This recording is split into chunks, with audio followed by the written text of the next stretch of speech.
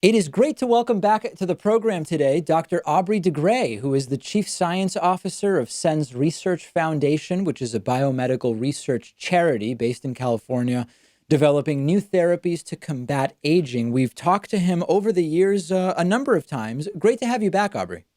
Great to be back. Thanks for So, having me. for people who I'm increasingly following the space that you work in, there are all sorts of subreddits about longevity and curing aging and using similar language to language that I at least first heard from you when I saw your 60 Minutes appearance. At this point, who knows how many years ago it was. So, in some sense, the movement is getting more traction in the terms that you've sort of defined for it. But has there been progress in the goal of curing aging? There's been enormous progress. Yes, it was 2006 that I was on 60 Minutes, so it's been a long, long time. But yeah, I mean, the reason why there is progress in the conversation, in the language that's being used, is simply because there has been progress in the laboratory and even in the clinic. And it's really night and day how different things have become, even in the last 3 or 4 years. Essentially, the science has been, plodding along slowly but surely. And, every publication that comes out is just one small step towards towards a real comprehensive solution. And therefore, it's one small step in terms of the credibility of the idea. And really, things have started taking off. The work that we do at Sense Research Foundation has, in many cases, moved out into the private sector in the sense that we've been able to spin out projects as startup companies, which have been able to attract good investment. That's really important, of course, because as I've always said, the level of financial support for this work is the rate limiter. There is no question we could be going faster. And there are lots of people out there with deep pockets who are willing to be comfortable with high risk, high reward investments, even though they are very uncomfortable with high level philanthropy. So that means that these projects that have been spun out are now being funded at a level which, honestly, I think suffices. In other words, it makes the rate limiter be the actual science rather than the money. And of course, that's just the first step. As such things move on, they go into clinical trials, we get even more excitement and it becomes easier to get the money. So now at Sense Research Foundation, we still have a bunch of projects. We're not yet at the position of being able to kind of declare victory and say that other people can do everything. But we have definitely been able to slim down, narrow the range of areas which we feel are still being neglected by other people, and therefore focus more intensively on them. So you've previously said that you believe the first human that will live to 1,000 has already been born. And there will be a lot of people who might think, over the last 10 years that David's been talking to Aubrey, I don't know that we're really closer to that.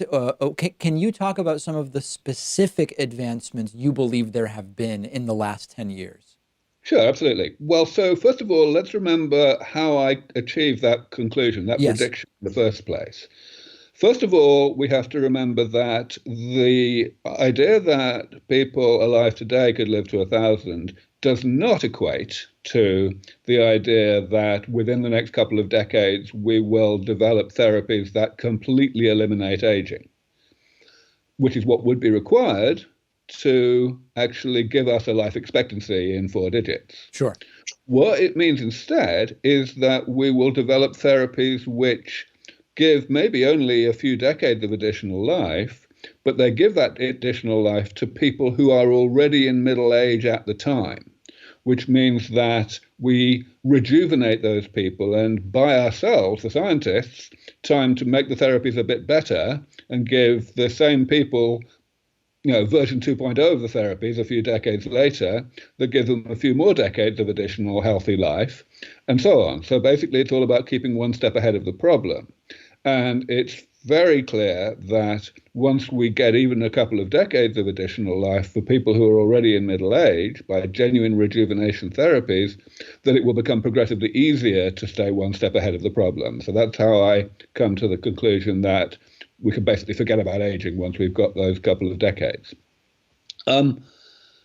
Then the question is, are we closer to getting those first couple of decades? And the answer is absolutely. the things that we can really point to that show that we're getting closer are, of course, different depending on how deep you want to get into the science. But even at the level of, headlines in the newspapers, we are seeing very clear progress.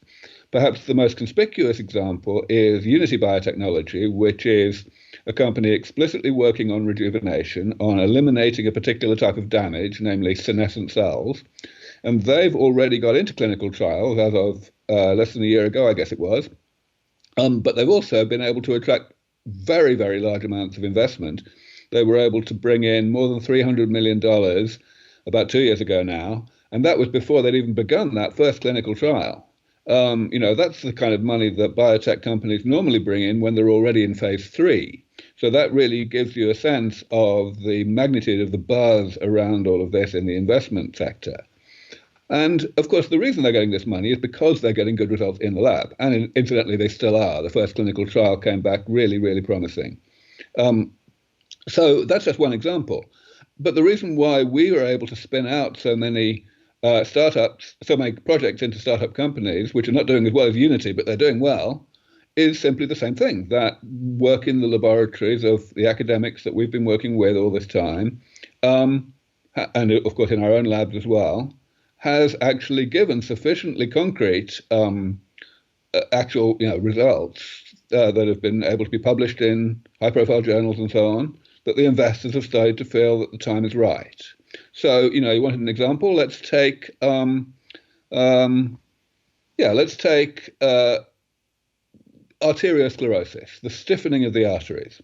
That's caused mostly by a chemical process called glycation, and the chemical and molecular nature of it has been understood for a long time, but actually repairing that chemical change in the arteries is something that people had totally given up on. And we funded a group at Yale University for a number of years to actually work properly on this. And they had great success. We had a first breakthrough that got published in Science magazine, the most prestigious scientific publication in the world.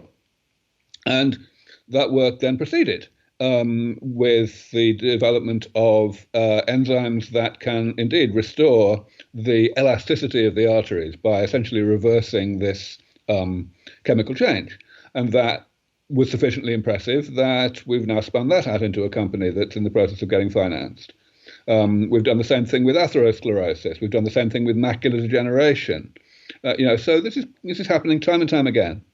And if people want to sort of think about the different categories of technologies or treatments that might someday be available, do you have a strong feeling about whether the future of this field is in medications that are taken the way medications are taken today, nanotechnology that can do repair at the cellular level is another idea, focusing on curing diseases that are more the diseases that one gets when they live longer rather than the sort of contagious disease that often significantly limits life expectancy. Is there one area that you think is the area of priority here?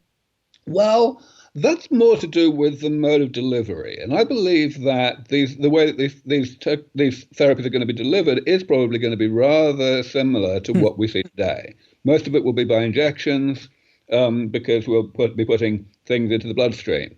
So, just in the same way that we vaccinate today, some of this will actually be immunotherapy, stimulating the immune system to do things that it doesn't naturally do well enough.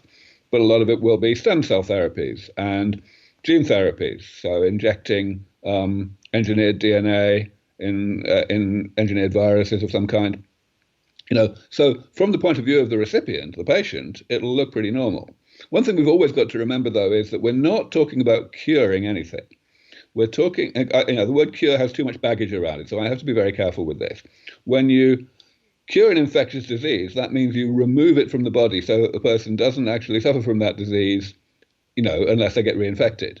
Whereas aging is a side effect of being alive in the first place, and we don't want to cure being alive in the first place. So what we need to do instead is clean up the side effects, the damage that the body does to itself in the course of its normal operation, clean that up periodically so that it never reaches a level of abundance, a level of contamination, if you like, that exceeds what the body can tolerate. Yeah, Of so course, that's actually, I mean, there's this idea that is often repeated, which is that at a physical level, the body seems to sort of top out even potentially at living 110 or 120 years. Is that something that you accept and believe that that's what it is that you are working to change, or actually reject it and have a different thought altogether about that? it's what we're trying to change. When people say there's a natural limit to how long people can live, clearly what they're actually saying is conditional on the availability of the medicines that exist today. We can't say anything about what medicines of the future might do to transcend that so-called natural limit. Hmm. And the whole point of medicine, just like any other technology, is to change the way that the world is so that it doesn't behave the way it naturally does, but rather we manipulate it. So, yes, absolutely. That limit is, there's a great deal of noise made about that limit. And I honestly feel that that's a bit of a problem, that people it's part of this, what I call the pro-aging trance. When somebody does a study, even a really poor study, whose conclusion is that that we can't get beyond 115 or 120 or whatever, it'll get published in really high-profile journals, as if it was actually important, when in fact it's really just hype, right? So of course, yes, that's exactly what we're trying to change. We're trying to keep people healthy for a longer period than they would naturally be healthy for, and that will have the side effect of keeping them alive longer on average. What is your thought about life expectancy recently being down a bit in the United States? I mean, is that even, are you working in a completely different way where these year to year shifts don't really have any bearing on the type of work that you're doing, or is that something of concern? It's completely different. Yeah. I mean, of course, it's a concern in another sense. I don't like the fact that life expectancy is stagnating, but of course, we know, excuse me, a large part of why that is. It's a lot of it's to do with lifestyle.